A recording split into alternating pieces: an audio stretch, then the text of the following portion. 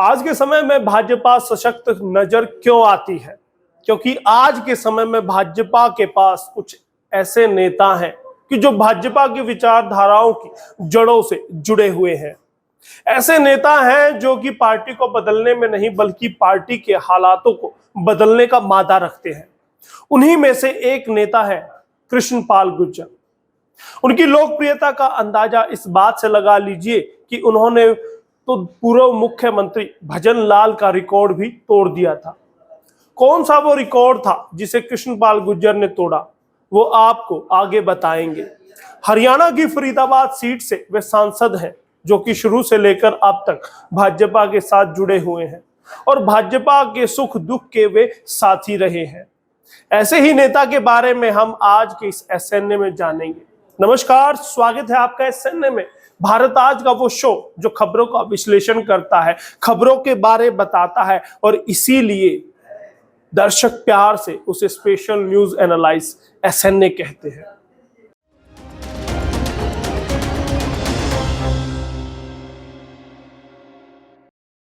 कृष्णपाल गुर्जर का जन्म 4 फरवरी 1957 में फरीदाबाद के मेवला में हुआ था और वे 66 वर्ष के हैं, यानी कि वे प्रधानमंत्री नरेंद्र मोदी से 6 साल छोटे हैं।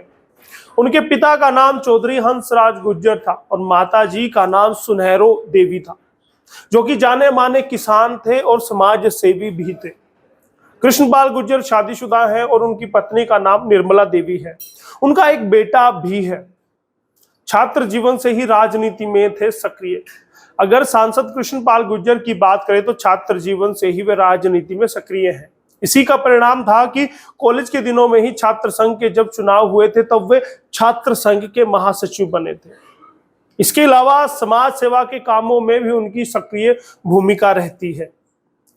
पार्षद से केंद्र की राजनीति का सफर, जी हां, आपको सुनकर हैरानी होगी कि सबसे पहले वो पार्षद बने थे। केंद्र की राजनीति में उतरने से पहले कृष्णपाल गुर्जर ने नगर निगम के चुनाव में हाथ आजमाए थे। साल 1994 की ये बात है। हरियाणा में पहली बार फरीदाबाद नगर निगम के चुनाव में भारतीय जनता पार्टी के पार्षद रहे और नेता पार्षद दल रहे हैं। 1996 में पहली बार लड़ा बड़ा चुनाव।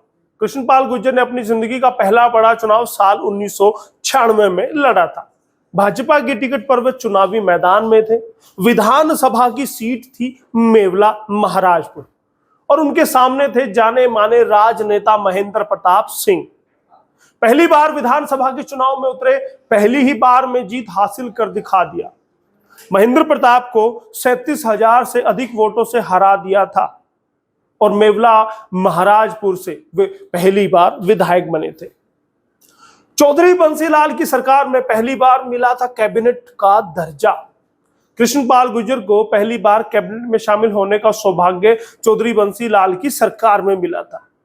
हरियाणा में चौधरी बंसीलाल की सरकार के रहते हरियाणा विकास पार्टी एवं भाजपा की गठबंधन सरकार थी और इसी सरकार में कृष्णपाल गुर्जर को कैबिनेट में शामिल किया गया था, जिस दौरान उनके पास सड़क परिवहन मंत्रालय का कार्यभार उनके पास था, यानी कि सड़क परिवहन मंत्रालय को संभालने का जिम्मा उनको मिला था। भाजपा के विधायक दल के नेता भी रहे। कृष्णपाल गुर्जर ने जो राजनीति का सफर शुरू किया था उस पर वे लगातार आगे बढ़ते रहे।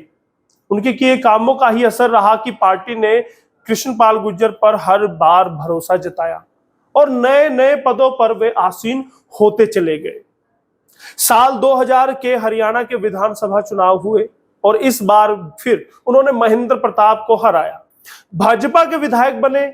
इसी के साथ वे हरियाणा विधानसभा में नेता भाजपा विधायक दल भी रहे, यानी कि साल 2000 में इनेलो की सरकार थी तो वहीं भाजपा की ओर से विधायक दल के नेता के रूप में उन्हें चुना गया था।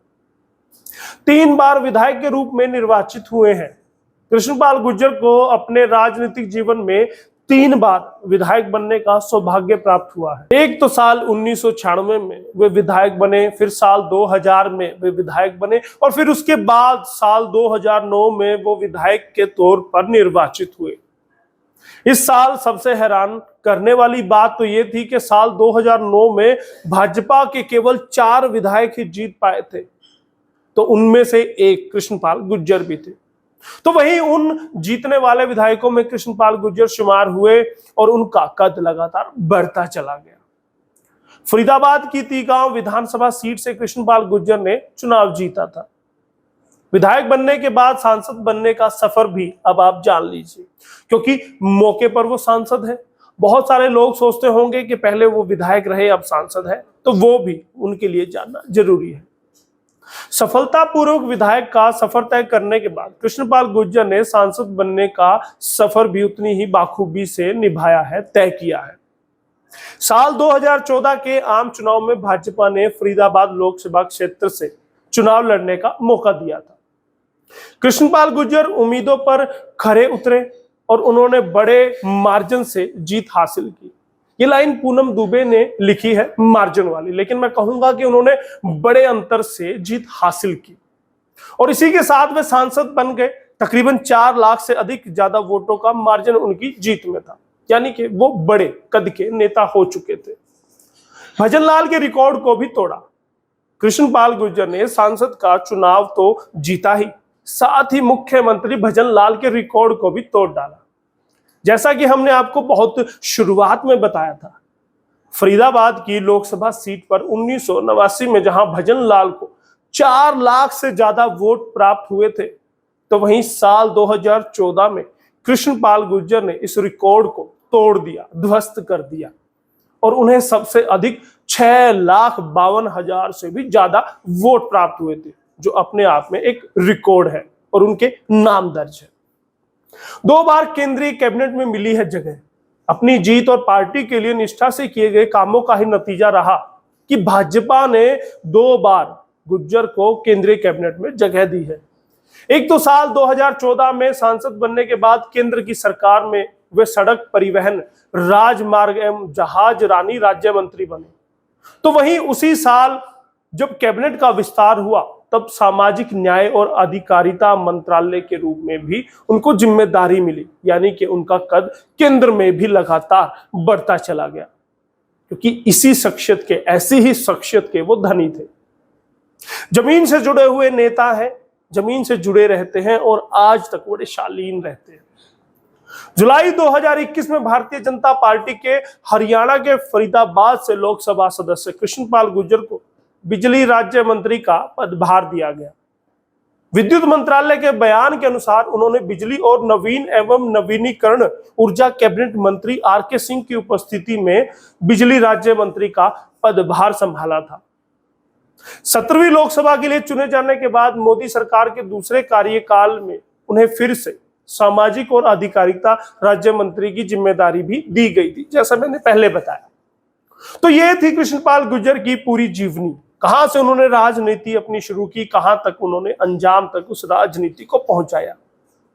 कैसी ये खबर, कैसा ये एसएनए आपको लगा, हमें जरूर बताइएगा, क्योंकि एसएनए को बनाने में भारत आज को बहुत मेहनत करनी पड़ती है। स्क्रिप्ट से लेकर एडिटिंग तक हर क्षेत्र में मेहनत करते हैं, तब जाकर एक बहुत ही उम्दा वीडियो आपके सामने आता है। लेकिन वहीं पर हमारा काम खत्म होता है तो वहीं शुरू आपका काम हो जाता है। अब निवेदन रहेगा कि वीडियो को शेयर कीजिएगा, लाइक कीजिए, कमेंट कीजिएगा और किस राजनेता के बारे अगले एसएनए में जानना चाहते हैं वो भी नीचे कमेंट में बताइए। और दोस्तों हाँ, हरियाणा आज को, भारत आज को सब्सक्राइब करना ना भूलिएगा। बहुत बहुत धन्यवाद। एसएनए के लिए यशपाल कंचन अपने साथी कैमरामैन दीपक के साथ।